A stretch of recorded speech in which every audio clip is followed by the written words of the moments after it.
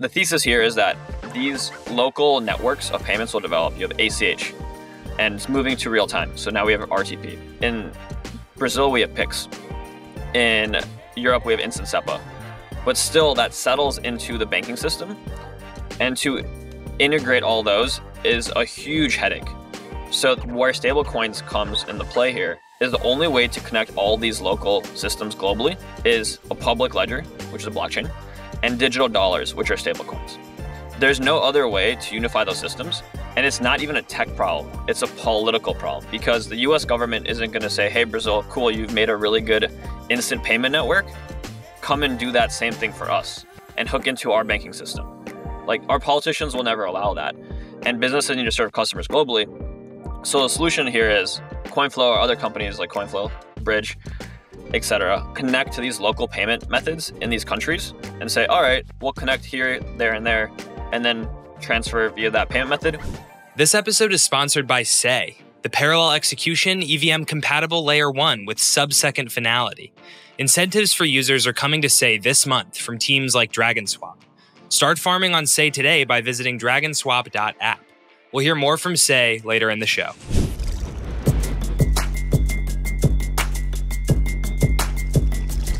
Hello and welcome back to another episode of Lightspeed, your home for conversations about Solana and its ecosystem.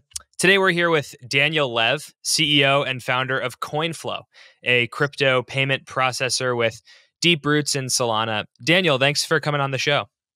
Yeah, thanks for having me. Super excited to be here. So we scheduled this a little before this news broke, but I'm very happy that we're doing this today because it just came out that Stripe acquired a company named Bridge for $1.1 billion, which was one of the larger acquisitions I've ever seen in crypto, certainly.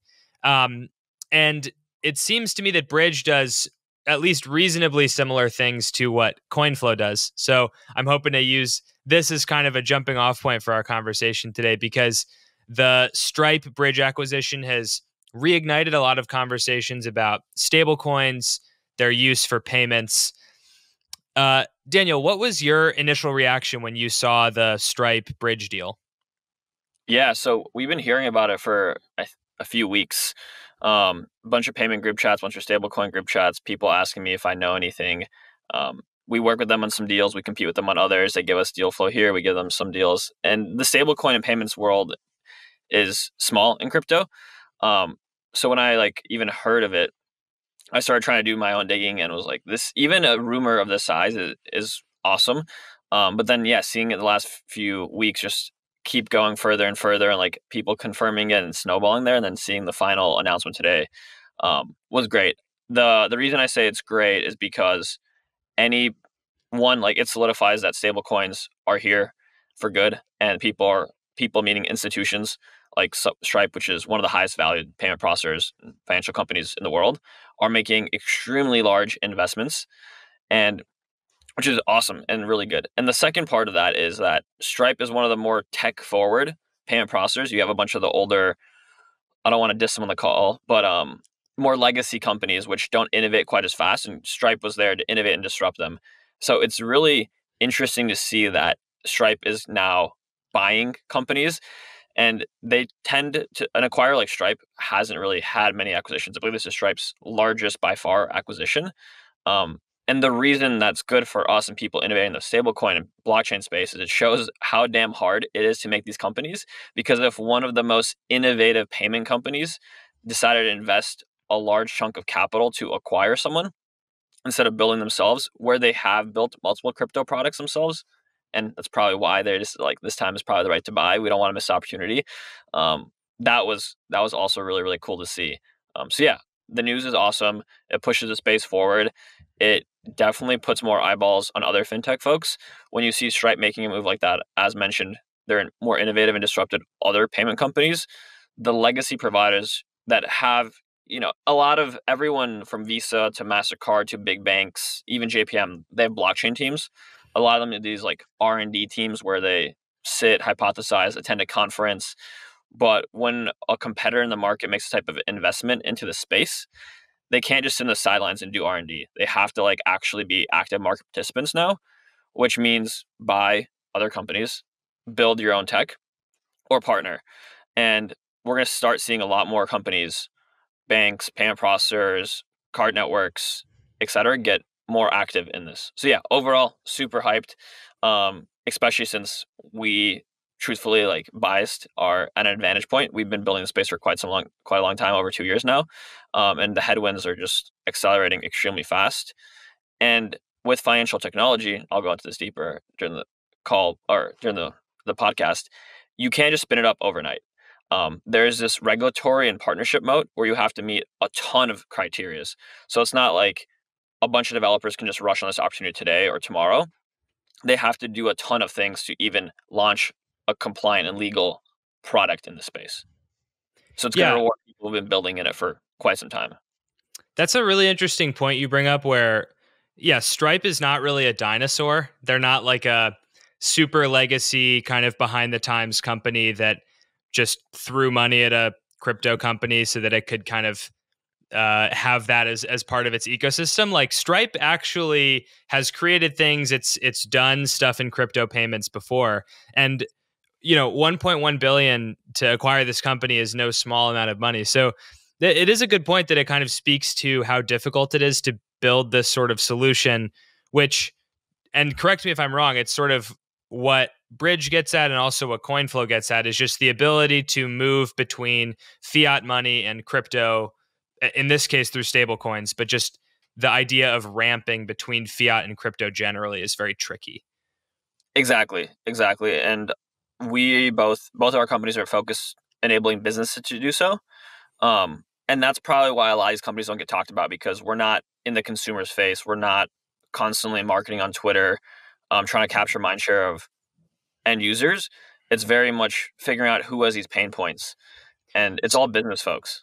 So walk me through why that is so difficult to run an on-off ramp business.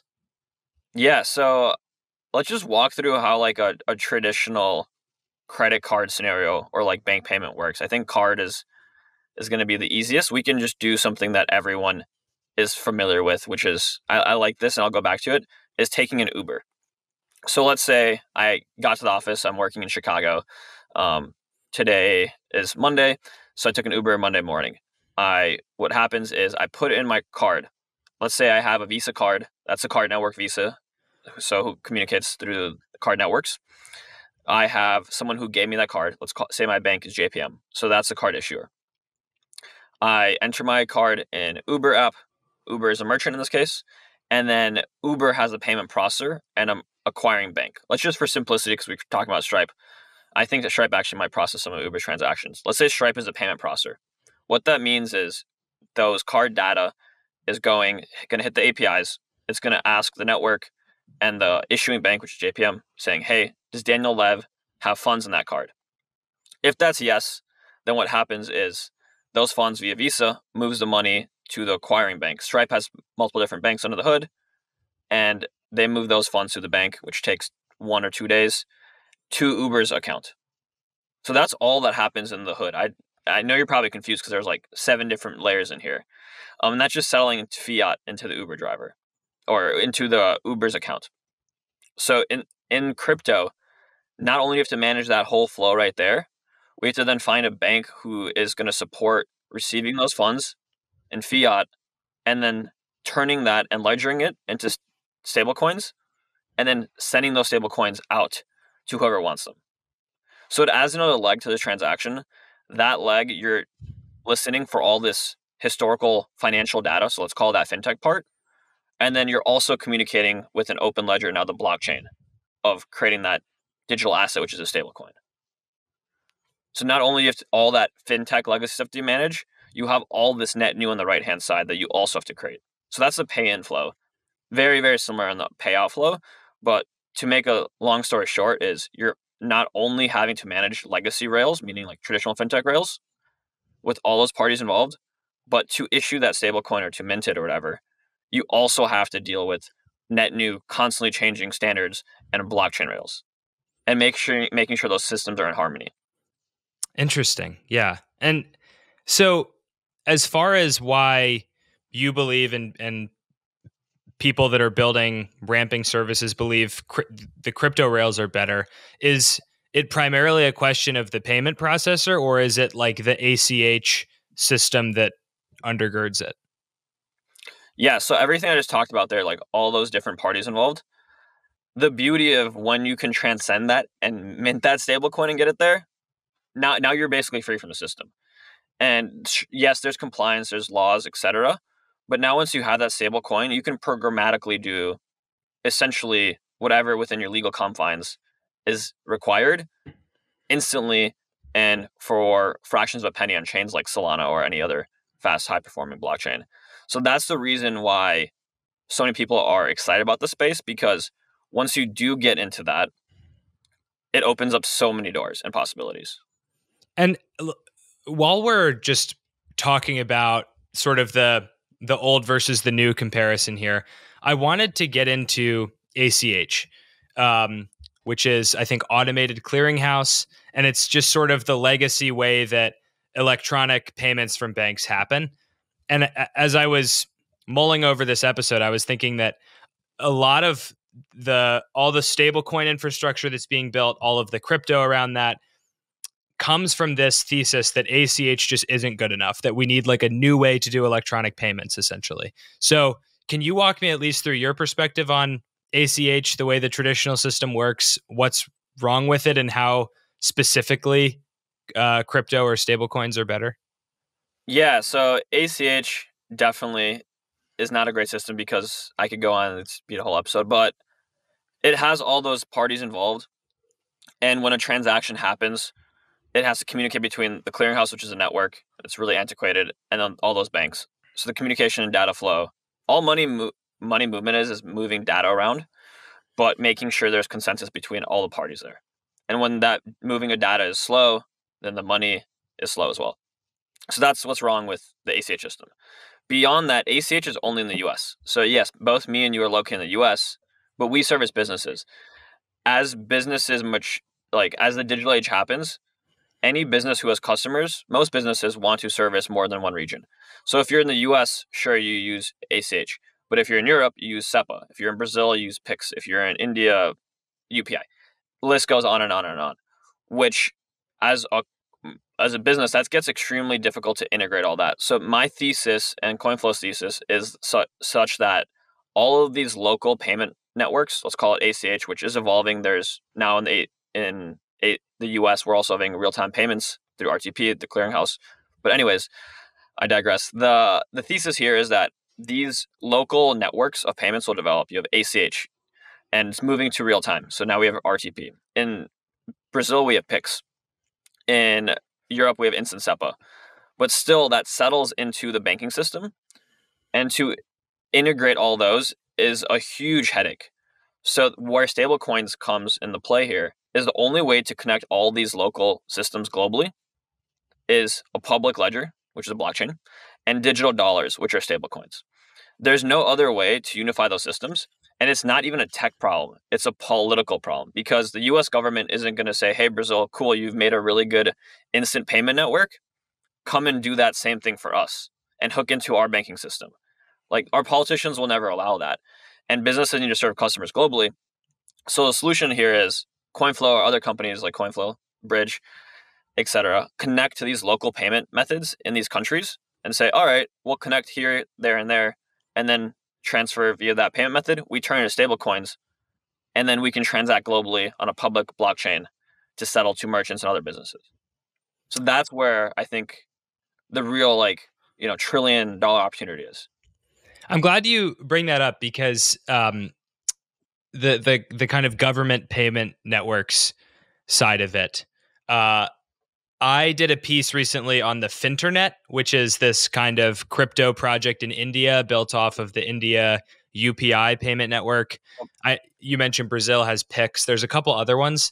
I'm just curious if you think that the most likely world for broader kind of crypto rails adoption happens just on the traditional system adopting stablecoins, or do you think that more and more governments are all going to create their own instant payment network, and then it'll be like connected and made interoperable with blockchains? I think the latter, because these things, governments move so slow, and fintechs move pretty fast. all these governments, including the US, we have FedNow, which launched this year in like a limited capacity. We have RTP. Everyone knows moving money is painful and they want it. Both businesses and end users want their money quicker. So the easiest solution here is, instead of governments going and developing blockchains or their own stable coins, is just make their local payment networks instant or faster. And then fintechs like Coinflow and others will just build on top of that and make it interoperable through the blockchain. I think that's the end state. And so if that were to happen, like just hypothetically in the future, this would look like every country that's plugged into the global financial system has some kind of instant payments network, and then it's connected via blockchain? I think that's the only way to connect them.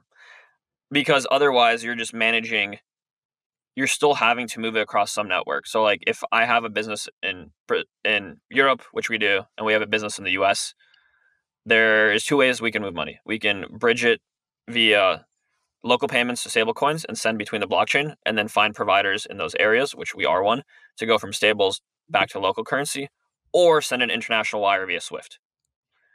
One of those is way, way quicker. The other one is incredibly slow. So we have this like interoperable flow of connecting local instant payment rails. In the US, let's call it maybe not instant, but a wire happens within a day. Same day ACH, we have RTP. We can turn that into stablecoins instantly, send those to our European entity, and use our stablecoin partners there to burn that stablecoin instantly and send it via instant SEPA to our bank account. Versus doing a Swift payment, which is international wire, which takes multiple days. So this like that little proof of concept between US and EU is already live, and we're servicing tons of merchants on this flow. And like, if this were to be adopted, whatever chain and whatever, infrastructure provider like yourself is able to land this business just has a massive amount, like trillions and trillions of dollars yearly in business that they've landed at that point. Yeah, it definitely, there's a lot of different ways to tackle it. We're tackling from the merchant side, so businesses who are selling goods or services. This can be contractors, it can be NFT marketplaces, it can be I mentioned Uber. We have a decentralized Uber company. Some people might be doing B2B for invoicing. There's a lot of different plays here, but a lot of our business too is we enable other fintechs. So we are that infrastructure layer as well, and we also do direct to merchant. But yeah, totally. There's trillions of dollars of flow, generally in payments and international trade. Yeah, it's such a big market that you don't necessarily think about, but that's why there's so much infrastructure interest being pushed towards the payments world. I want to get a little more broad, maybe to zoom out. Just speaking about stablecoins generally, and Coinflow, I guess, works with both crypto and stablecoins. Maybe Bridge is just like an exclusive stablecoin platform, but it seems like around the crypto world, there's just a lot of among some, there's a belief that stablecoins are really crypto's killer app. And this is like the best thing that crypto's created. This is going to be what creates broader adoption outside of just the existing kind of crypto world. What are the use cases that stablecoins create? Or what are the things that don't exist now that could exist in a world where we have much broader stablecoin adoption? Yeah, that's a great question. Let's start with a few that like we see every day that don't happen, that can't happen in traditional payments. So the fact of instant settlement, as I mentioned, like that whole Uber payment, extremely slow. So I did like the first leg of the transaction where Uber receives the money, but Uber is servicing, it's a marketplace. Uber is servicing it, and they have a driver. So once Uber receives those funds, let's use ACH. They have to push out from their bank account, which already took 2-3 days to get to. They have to push out those funds, take their cut, and push out those funds to the driver via ACH. That's another 2-3 days. Let's use stablecoins as this example. As soon as Coinflow processes that payment with their credit card, we can settle Uber stablecoins, if they're really Web3, to their smart contract. That smart contract takes that 5%. Uber gets in their wallet. If it's really crazy here, they're earning interest on that stablecoins instantly from the second they got that. And then the driver instantly gets those stablecoins. As soon as that driver has possession of those, they can use an instant off-ramp provider like Coinflow and go to their bank account. So that whole flow of funds I described of, hey, the driver got paid in 5 days can happen within literally seconds. So that's a pretty huge order of magnitude difference. And when you're talking about someone getting value for their service and then being able to go invest it in the economy, go buy something, whatever they need to do, that's huge. Same different flow of accelerating money movement can be used for almost any example, whether it's we service a lot of gaming companies. So the video game space, you sell a sword on a marketplace. Same thing, buyer sellers. Remittance. So when there's someone, a sender and a receiver, instead of waiting multiple days to receive that money, it unlocks a ton of economic opportunities. So anything that involves funds moving faster, huge use case. The other one is money is extremely hard to program, especially at the bank level. One of the simplest examples of this is imagine you've probably had to split a bill with your friends. That is pretty dang hard, and I'm sure you're whipping out Venmo and doing a bunch of different calculations, whereas stablecoins can programmatically do this if you assign it. The Venmo example is for more like consumer use cases, which isn't the best one, but when businesses have contracts that things are written out, there's this background scene of Venmo going on where we owe you this, someone in-house is doing finance and accounting to then go issue this invoice. Oh, that person was sick. Now the invoice is gone for 3 to 5 days. Where with stablecoins, if you can programmatically do something, an action of a bill split or an invoice split, it happens instantly, removes friction, and everyone gets paid faster. So those are a few.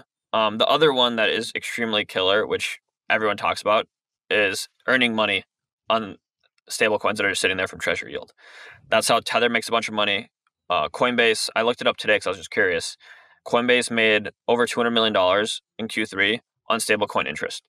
That's pretty crazy. Just money sitting in USDC on Coinbase made $200 million in one quarter. You know where else a bunch of money sits in? Stripe. Stripe has FBO accounts where they're just digital wallets, probably right now not earning any interest. And if Bridge turns those all into stablecoins, there's billions of dollars of stablecoin yield, which then turn into profits or revenue. So that's pretty cool for any business that they can just generate more money on the fund sitting there and return that to the business to offer better customer services.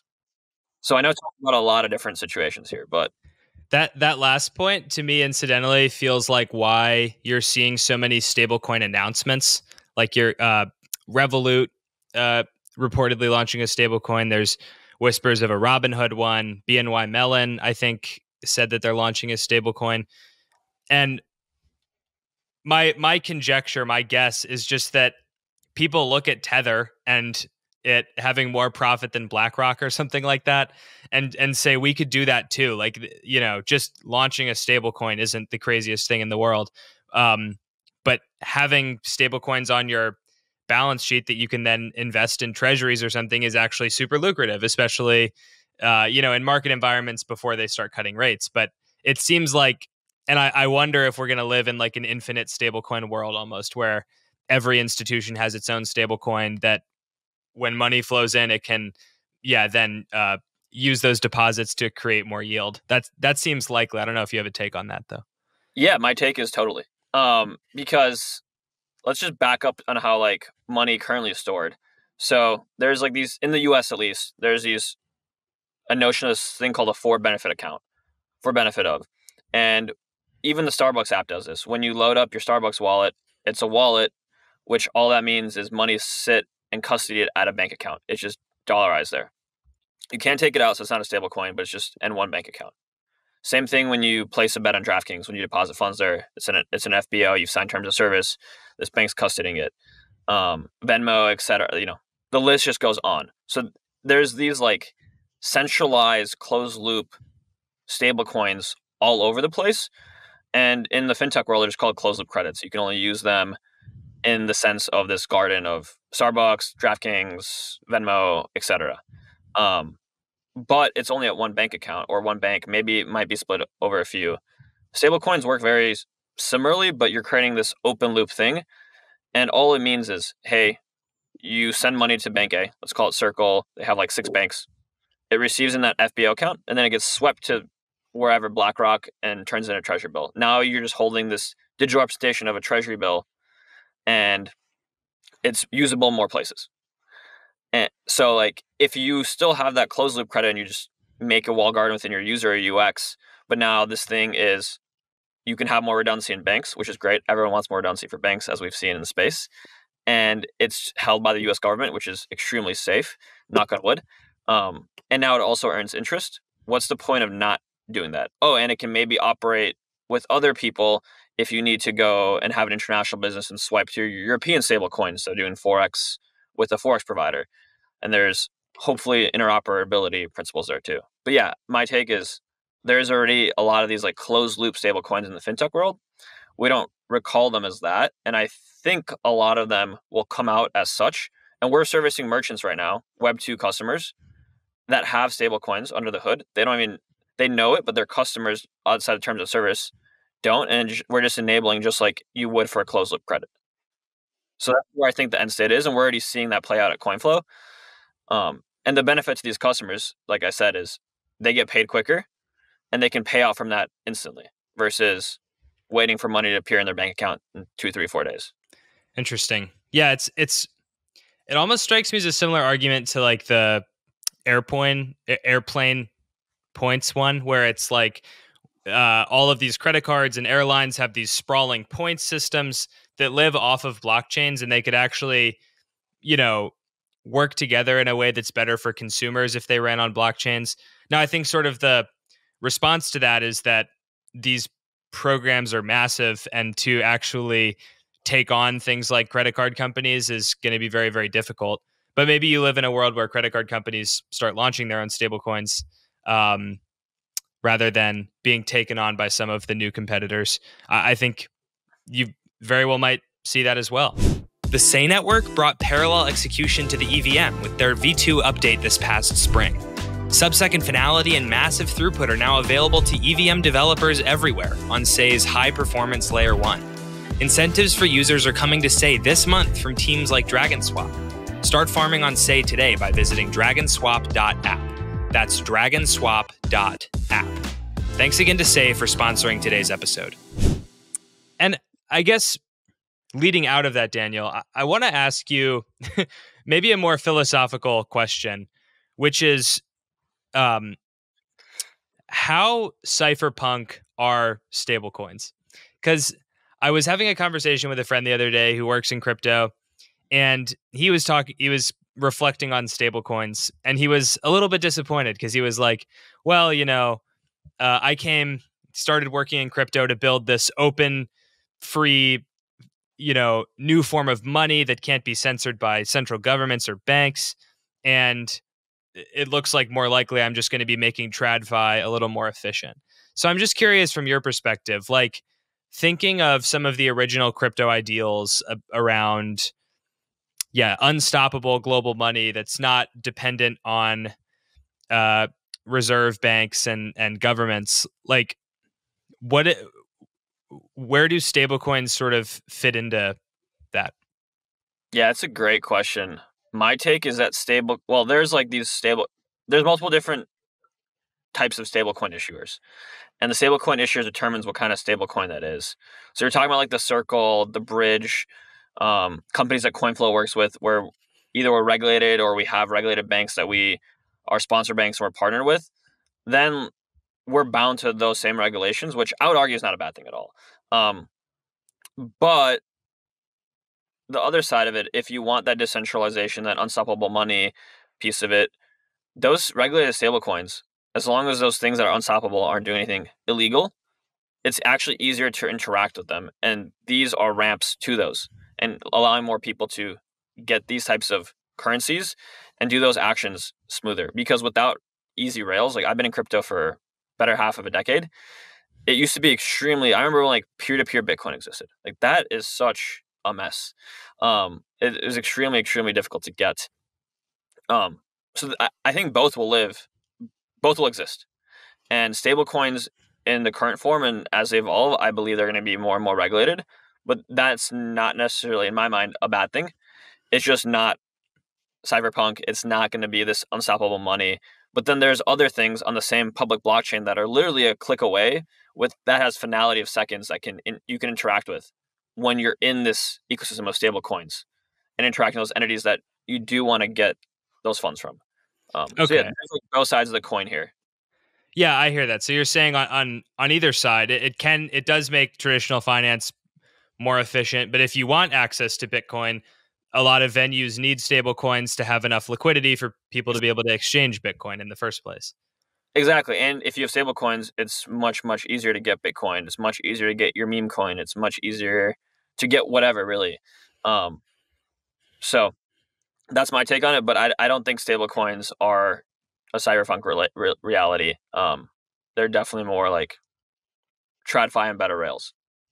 And being better TradFi rails, they also exist, very much within the world of governments and regulators. A couple months ago, we had Ben Mills from Mezzo on the podcast, and I kind of asked him, what's the hardest thing about being a crypto payments company founder? And his answer immediately was regulation. Like, it's all just what regulators will and won't allow you to do.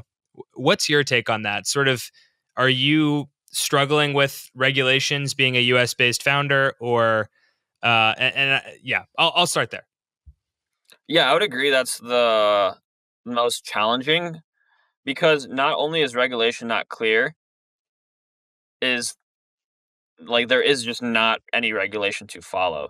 Really, for payments or even the fintech space is evolving very fast, and that scares people that in the U.S. you need sponsor banks and banks to be able to connect these rails. Um, so there's no regulation, and then these banks don't understand what we're doing, or like most of them don't understand stable coins as at all. So you're going up against an educational battle of like, hey, what we're doing is beneficial because X, Y, and Z. And then you're also like, oh, do this, but and hope that the government doesn't come after you because there's no clear guidance. And a lot of banks that we work with are like, oh, this is exciting. I totally understand why digital dollars make sense. We're gonna go talk to our regulators about it. And as soon as regulators say we're gonna do this, we'd love to hop in. This sounds like an innovative opportunity. They go talk to the regulators, and the regulators are always like, from my experience, small sample size, but we've talked to, I don't even say small. It's like a few dozen banks now, so fairly good size sample size. The regulators never give a no, but they never give a yes. And they're like, maybe. We don't know. Like, it depends. Are you sure about crypto? Do you know how to regulate it? And if you do it and mess up, we're gonna come after you and give you a consent order. And then the banks are like, what? Like, this is the weirdest mixed signal ever. So walking in this unknown area it's definitely more palatable to a startup because we're like, okay, we understand it, we can explain it. But to a bank that fully doesn't understand it themselves usually, or like, their whole board and the whole team don't fully understand it. And then having the regulator saying, we'll enforce you, maybe, probably, and don't give any clear guidance, it makes partnerships and being able to launch these products extremely difficult. So that's like the bear case. The bull case here is, though, there's like a Lindy effect of this. So the longer we've been in the market, the longer more people have been in the market, they start to realize that, okay, this doesn't make sense. Look, Stripe's doing it. They just acquired Bridge. Like, there must be a reason. PayPal's their own stable coin. They're doing it. There must be a reason. Visa's embracing stable coins. MasterCard's embracing stable coins. Coinbase is a publicly listed company. So these things have taken like years and years to develop. And each one of these little milestones of market participants who are legacy entering the blockchain and crypto space push the regulations or the unclarity of regulations and make the banks more comfortable to take that, okay, this seems like it works. But the best thing would definitely be in the US would be like, all right, this is what you have to do to operate in crypto. Here are the rules. It's very similar to any other fintech company. Follow them. And if you're a bank that want to serve these customers, this is the outline. But yeah, we don't have that right now at all. And specifically in payments, I was thinking a bit earlier, and it struck me that there's a lot of use cases for crypto that maybe aren't as regulation dependent. We already have approval of Bitcoin ETFs, for instance, and people's ability to buy and sell or get exposure to the price of Bitcoin is probably not going to change regardless of who wins the election and things like that. Payments do seem like they're really in this kind of regulatory gray area, and there's a lot up in the air. So I don't know, like, just from where you sit and your view of the crypto industry more broadly, do you think payments are one of the more precarious sectors when it comes to regulator issues? Totally. I mean, you need banks to do payments. Banks are heavily, it's probably, I don't want to say like the most regulated industry. Biased because I deal with it every day and deal with the headaches of it. But it's an incredibly regulated industry. So if you need to connect to those rails to be able to interact with on-chain to make those payments, then yeah, like we are at the forefront of seeing clear regulation. But yeah, any positive crypto regulation actually does help payments, even if it's not for payments, because it says, hey, these are the types of businesses that are regulated that you can interact with. Mm-hmm. Because not only are payments, they don't give us guidance in that, but to servicing our types of customers, whether it's an exchange, NFT marketplace, etc. Not, it's like this nested sandwich of unclarity where the regulators are like, okay, this payments area, you can probably do it, and then your servicing customers that you're like, okay, also we don't give you clarity on, which then gets really complicated. But thankfully, crypto lawyers are extremely good, and there's tons of them, and they're able to come up with logical, well, not even logical, like legal sound arguments to why, based on case law, on why all these things do make sense, and present it to banks, regulators, etc. And that's basically what's been following from my seat. How crypto companies operate is based on all these like legal opinions that law firms give. And speaking of interacting with banks, something I've been thinking about recently. So Jupiter, the Solana DeFi giant, released a mobile app the last week, I think it was. And when you download the app, there's a partnership with MoonPay. You can pay with Apple Pay, but there's a little bit of friction involved where you need to get a driver's license out. You need to like verify your identity and do all these things before you can put crypto into your account, even if you already have like credit cards in your Apple Pay account. If you contrast this with, I don't know, the Starbucks app, they don't make you verify your identity with a driver's license before you can buy, like load money into your Starbucks wallet or whatever. So do you think we'll ever come to live in a world where I can download the Jupiter app, put in an email, make an account, and then like Apple Pay, boom, money's in my account, I can start investing? Or is crypto similar enough to, I don't know, opening a bank account or something that will never really live in that world? Yeah, it's a great question. So Coinflow powers a lot of experiences where you can buy things with credit cards. For example, NFTs of a digital baseball card on a company like Courtyard, or a digital whiskey bottle on Baxis, that you don't need KYC for. Well, Baxis, I need to look at their terms, but that's on the alcohol side, redemption. The reason Jupiter, and the keyword you said is investing, right? So when you invest at Robinhood or whatever it is, you do need KYC because what you're buying is this investment. So what it comes down to is how card networks work. There's something called the MCC code, merchant category code. And what that means is whatever you're purchasing, the card networks need to know. And you classify the merchant based on that. So Jupiter would be classified as an exchange, and exchanges have, in normal world, have this regulation where you need to make sure the users are KYC, they're above an age, etc.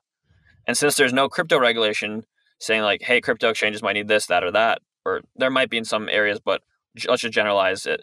Then we're following on traditional regulations of, okay, if you're a traditional exchange like Robinhood, you need KYC. MoonPay saying, all right, we're going to make all these users do it. If you're buying a Starbucks coffee, you're not buying a meme coin or a digital asset, you're buying coffee. So it's really determines on what the underlying thing you're actually purchasing. And that's why I said those closed loop credits matter a lot, because closed loop means it lives in this garden of you can only use it to buy coffee. So if you're buying an NFT that can only be redeemed for a coffee, or a closed loop stablecoin that can only be redeemed for a coffee, no, you won't need a KYC. But if you're buying investment asset just like you would be on any other exchange in Web 2, then yeah, KYC probably isn't going away. And so it sounds like you probably always will need it to buy any type of crypto that people would want access to, even like a USDC, because the point of crypto is that you can move the coins elsewhere and it doesn't just live on the platform. So it sounds to me like that's even under favorable regulatory conditions, that aspect of onboarding into crypto is here to stay, from what you're saying. In the US, probably, or limitations, right? Like, I think sensible regulations could be what they're trying to stop is like terrorists, money laundering, etc. So if you are a user that has a unique credit card, for example, maybe all they need is like your first name, last name, billing address. That's enough PII, personal identifying information. Be like, that's Daniel Lev. If he's buying up to like $500 in this year, you can consider that like, he's not doing money laundering, or this is such a low amount that doesn't matter. So and that's how a lot of like, I've seen Europe do that for some KYC stuff where it's below a certain dollar amount, no KYC is needed. Above a certain amount, yes, we have to make sure that the user is who they say they are, like confirm that they're not on a watch list, et cetera, et cetera. So that could be a reality too, right? Where it's, if this is for personal use of consuming and buying a good or service under a certain amount, that no comprehensive KYC is needed, maybe just first last. Interesting. So that's a world where I could see us in. Okay, yeah. And I also want to get a little bit into fees, because I think a lot of times the place where crypto things in general kind of stumble is the fees involved with converting from crypto to fiat. Because it's like, hey, I built this app. It allows you to move money across borders for whatever reason. And it's so much cheaper than traditional payment rails. But then the moment that you actually want to take that crypto and then convert it into fiat so you can buy groceries or pay your rent or whatever, there's a 5% fee. And then all of the kind of money saved is for naught. So walk me through why fees are what they are for a lot of ramp services. And do you see a world where it can get cheap enough to do ramping that like a lot of these benefits of crypto payment rails are allowed to shine because people can then convert it to fiat? Yeah, totally. That's a great question. Yes, definitely. I do think, let's start with the positive news. One, Coinflow offers like our rack rate pricing is like 3.5 plus 35 cents, which is pretty close to Stripe. But you get your money a lot quicker than that. So yes, fees can be much lower, and I think we're going to keep getting benefited by the competitive landscape of the market. The reason fees are so high for a lot of ramp providers, and how I describe ramp providers and where the differentiator between someone like Coinflow is, MoonPay and the other people that are on ramps are very akin to an ATM. What I mean by this is, let's say you are in, where is the place you want to travel that you haven't been? Iceland.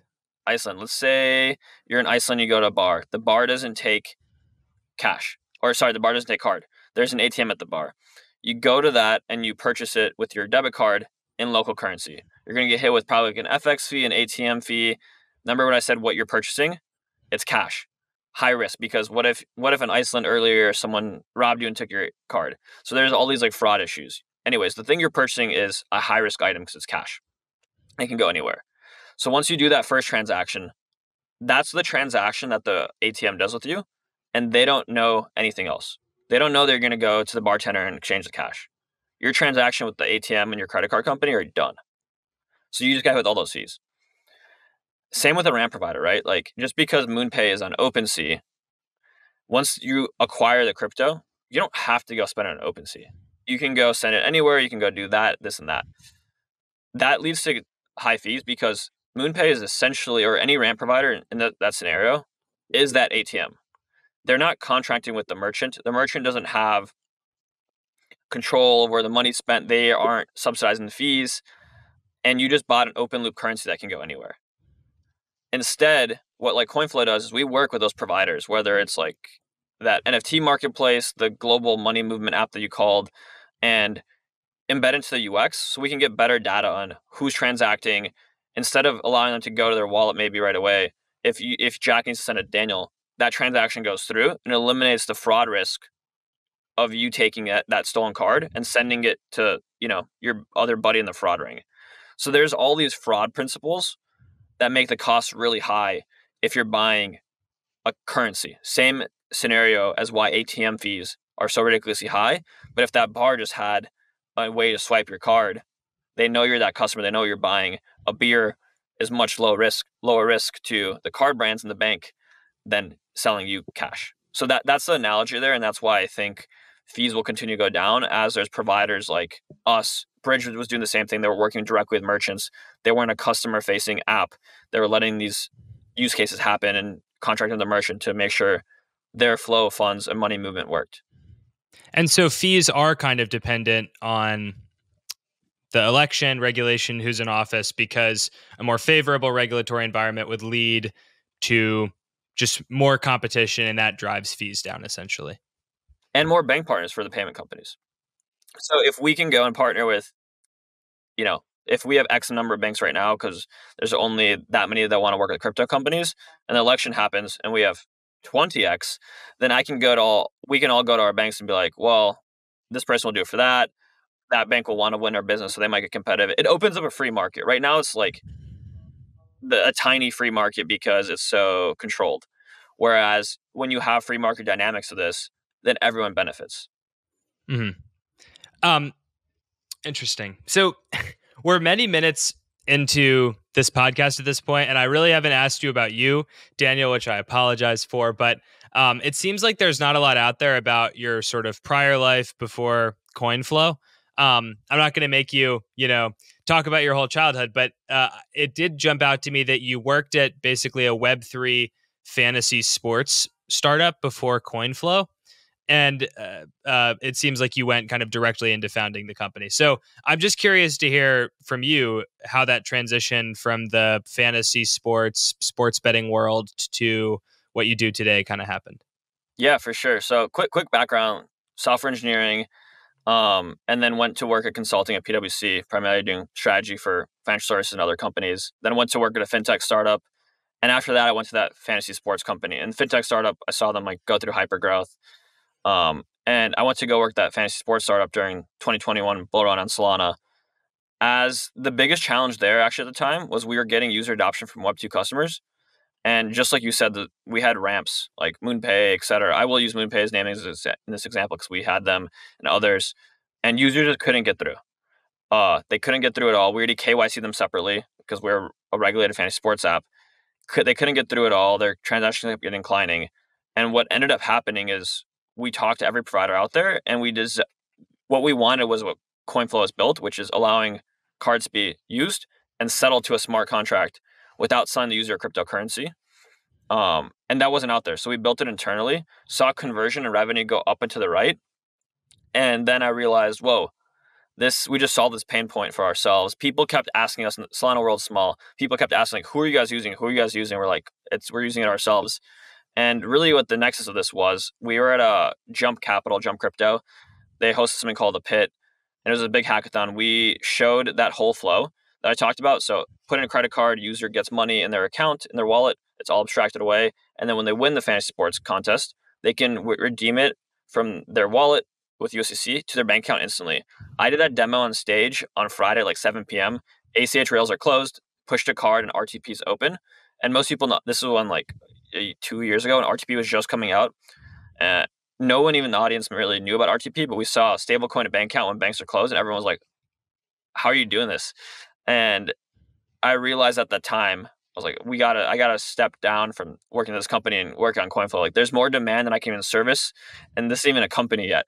So that was really the nexus, and that we haven't slowed down since the same feeling in the market when we tell customers what we do and how we service their problems. And that's the reason Mert told me to talk to you. We help Mert and Helios off-ramp a ton of money.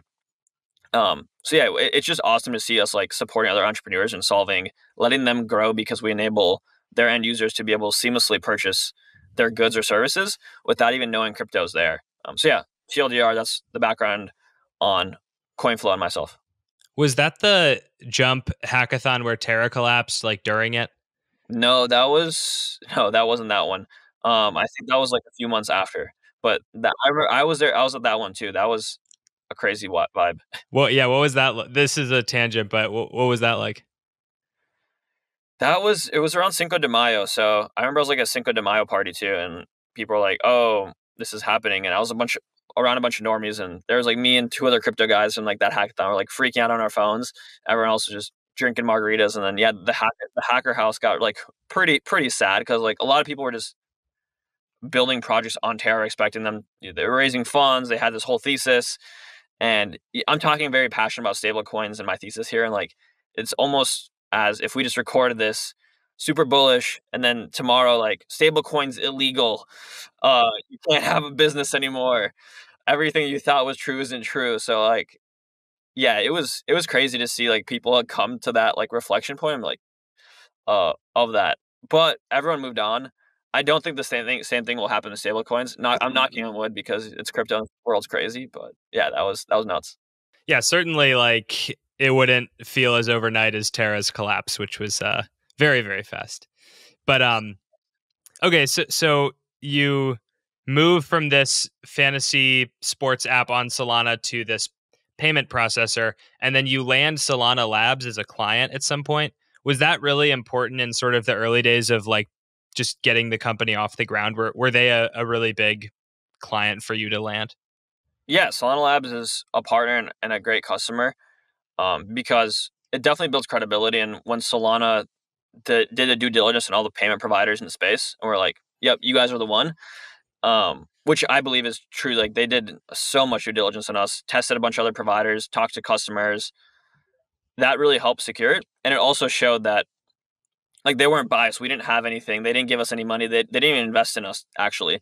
Um, but to see them say like, no, we didn't give these guys money, so we're going to use them. It's like we're going to pay them to use their service, and then recommend others to use it because we want other companies to succeed and have good payment rails. That totally boosts the business, especially as Solana grew. We service a lot of businesses that want consumers on their platform. Solana's positioned themselves extremely well for this. And especially in the last 12 months, we've seen a lot of net new projects move from other chains. And a big part of that is wallets. They need easy access to be able to get their users signed up, which there's tons of great wallet solutions on Solana. Privy just came to Solana. They're one of our good partners. And then once you have a wallet, you're like, all right, how do I actually generate this business revenue or buy something from them? And that's where Coinflow comes in. Hmm. And you've spoke on stage at Breakpoint with GameShift, which is one of the Solana Labs projects. I'm curious about Solana Mobile. As that comes to development, are you going to be working with the Seeker to do kind of mobile ramping stuff? Yeah, we have mobile apps right now that utilize us. Audius is a Solana mobile app that uses us in their app. So you can actually right now on any mobile device, like if you're a developer or company, utilize Coinflow APIs and build that. So yeah, we're excited, but we truthfully don't have to do too much work. Like it's already out there for any developers to do. The developers and the business have to go do all the hard work. But yeah, I think any option to enable payments somewhere and make it that you can just build on top of our APIs without us having to do a bunch of work. We're like, oh yeah, Solana mobile, or like if Polygon released a phone and Coinflow just like, yeah, plug into our APIs, we'll sell stable coins. That's pretty beautiful. Because I don't have to go be convinced by Solana mobile's team or whoever's team to do it. Just like, yeah, you can get approved by our business, and yeah, we'll settle on that chain. So are the considerations for working on mobile not all that different from working on like the desktop? They definitely are, but we've developed for traditional mobile, Apple Store and Google Play Store. And from like what Solana mobile team and others are doing is making confined with that because they don't want their developers that are having to build these mobile apps like learn a completely different thing. So for us, for someone like Coinflow, when we put that thought process and design patterns into developing the traditional Play stores or Apple Store and Google Play Store, then for something like Solana mobile, it's no different. Interesting. Okay. Because something I've been tweeting about, thinking about is just that it seems like the Solana world is making a real push into mobile. Obviously, the Solana mobile team is a thing, but just a lot of the projects too. Jupiter announced an app, and more apps are coming to market in the future, the pretty near future, I think. And so, yeah, I would think that the mobile ramping experience is going to become more important. So I was kind of curious to hear, but it's interesting to me that it's not that much more difficult. No, because we have these APIs and text boxes like PCI compliant. So like say card data is compliant, all that, where the developer and the UX engineer of the mobile app has to go build that in. But for Coinflow's perspective, we provide that infrastructure where as long as you have a UX designer and a UI engineer that can go make that experience good, we don't necessarily like care where you make it go look pretty. Mm-hmm. So we just provide that like lower level infra, and then we have components both on mobile and web, but it's not that difficult. It's definitely difficult to develop a mobile app, but like thankfully we're just doing that payment page and those widgets there. Okay, so where I'll end it, we've spoken about a lot of potential future things involving stablecoins, involving crypto rails for payments, and yeah, a lot of these conversations can feel like, okay, we're in the future. We're talking about what will be happening down the line. What's something currently live today, like a business that Coinflow is enabling today that you're really excited about that couldn't exist without the type of service that you offer? Yeah, definitely. So one that he just actually their CTO is actually just in our office, so I'll say it because it's top of mind. I just talked to them right before this conversation, but they're also awesome, and I think they're absolutely crushing it too. It's a business. They're not on Solana, but that's okay. I just looked up OpenSea. They're number one on trending OpenSea for the last 24 hours. It's a business called Courier.io. They're a trading card marketplace, and all the trading cards are physically vaulted. They also have a product called the vending machine where you can buy a card from the vending machine, and if you don't like it, you can instantly buy it off their secondary market. So there's liquidity there. The reason that can't happen is because what's happening is you're doing a card transaction. The card transaction settles in stablecoins to Courtyard. You get this NFT, and if you don't like it, you can sell it instantly. Like boom, here you go, receive stablecoins. So that was 2 transactions that just happened. And the stablecoin transaction is fractions of a penny, so it's free. Let's call it free. And then the third part of the transaction is, hey, you're a normie. You've signed up with Privy. This looks like a completely normal website. You want that money into your bank account instantly too? You want that, whatever, $20. You hit withdraw with Coinflow, go to your bank account instantly. It's there.